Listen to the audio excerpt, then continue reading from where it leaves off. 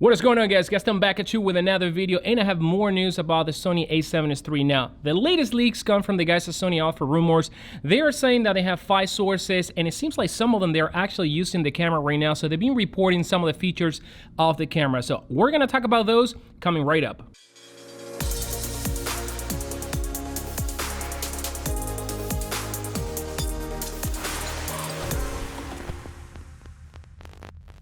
Welcome back to the channel, guys. Gaston right here, and if you're new to my channel, I do gear reviews, tutorials, behind the scene, and rumors. So if you enjoy this type of content, consider subscribing to the channel and enable notifications for more content like this one. Now, source number 1 is talking about the autofocusing system of the A7S3 being very similar as the autofocusing system that we can find in the A7R4. Now, I think similar, no, it's going to be identical because Sony has been doing this, importing the autofocusing system from the flagship cameras like the A9 II onto cameras that are much less expensive, like the ZV-1 or X100, for example. So when it comes to autofocusing system, I have no doubt we're going to have the latest and greatest from Sony. Source number 1 also reveals that the camera is going to have a movie record button placed on the top of the camera, much more like a camera that I have in my hands right now, which is this one right here. So we may see a similar arrangement as the Sony ZV-1 in the A7S3. That's actually pretty cool. Now, the next claim talks about the camera having 4K video raw capabilities, and this person is not 100% sure if the camera is gonna do 4K at 120 frames per second, because at the time of this person playing with the camera, there's not a firmware update that is going to enable that. Now, the next thing this person say is, it says 16-bit output. Now, it says it where? It says it in the menu of the camera, it says it on the manual, so we don't know. Now, chances are that we're gonna see this camera come out with 4K video internal recording, no raw, and probably after a few months via firmware update, Sony's gonna enable that. So this is kind of like the pattern of Sony for a lot of things that they have been doing now. Same source is saying that Atomos is apparently working to support the HDMI output of the Sony A7S3, and this is something that we assumed as well because Atomos makes a living by supporting cameras, and they want to support the latest camera. Now I don't know if it's going to be a firmware update because this claim is saying that the camera is going to support 16-bit raw data output, and probably it's going to be a brand new monitor with brand new hardware. Now, there's also mention about 15 stops of dynamic range as per Sony claims, but this person thinks that it's going to be more like 13 to 14 stops of dynamic range. Now, the A7S2 actually has 13.4 dynamic range, and in test the camera revealed to have actually 12 stops of dynamic range, so Sony likes to promise a couple of stops more than what the camera is actually going to have. So source number 2 now is making a revelation regarding the dials, the screen, and some of the features of the ports. So I'm going to be using my Sony A7R4 to show where the dials are going to be laid out. So this person is saying that we're going to see the movie selector dial right here towards the left of the EBF, and towards the right we're going to have the photo selector dial.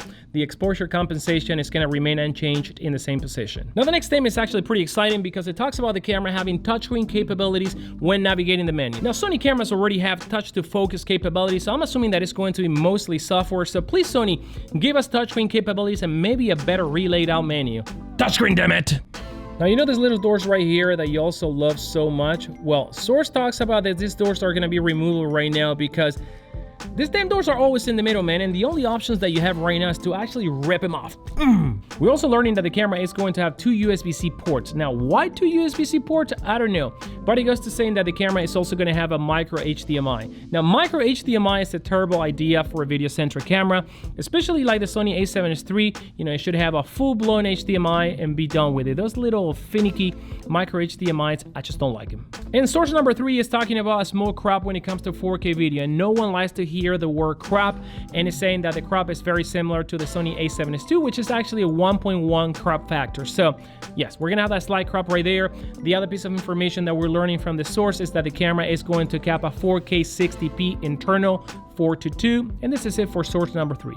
Source number 4. And this person is talking about the camera not having overheating problems and record limits for at least 1 hour. Also stating that this is going to apply all 4K modes, so chances are that we're not going to have any limit at all in 4K 24 and 30p, and this is pretty good news. And finally, source number 5, and this person is talking about the camera being able to record 4K 60 10-bit unlimited time. Now, source number 4 says that up to 1 hour at least, so this actually may be in line with what source number 4 says.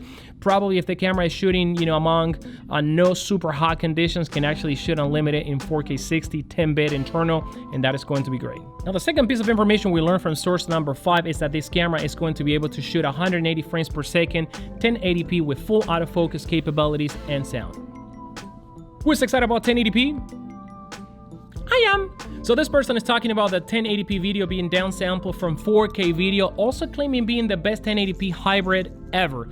This 1080p is not going to have line skipping or pixel binning, so good. Smaller files. Who needs 4K? Who even needs 8K? And source number 5 is also validating that this camera is not going to have any RAW capabilities internally. We covered that already, but that we're going to have a brand new codec that is going to be very similar to the codec that we can find in the Sony FX9, which is actually the XAVCI 10-bit 422. Now, that is going to be incredible having such a codec in this camera. So pretty much everything that we've heard from these 5 sources is pretty much in line with what we've been covering here in the channel and some of the other rumors out there. So I'm pretty excited about this camera. Now, I hope that some of the leaks are actually false, like for example, the micro HDMI. Please don't give us a micro HDMI again. We need a full-blown HDMI in this camera being a video-centric camera. I'm very excited about the touchscreen capabilities. I hope that Sony finally is going to enable this in this camera, and having the brand new codec from the FX9 is going to be actually outstanding, guys. So if you had enjoyed this video, like it, subscribe to this channel for more content like this one, and until then, guys, see you on the next video.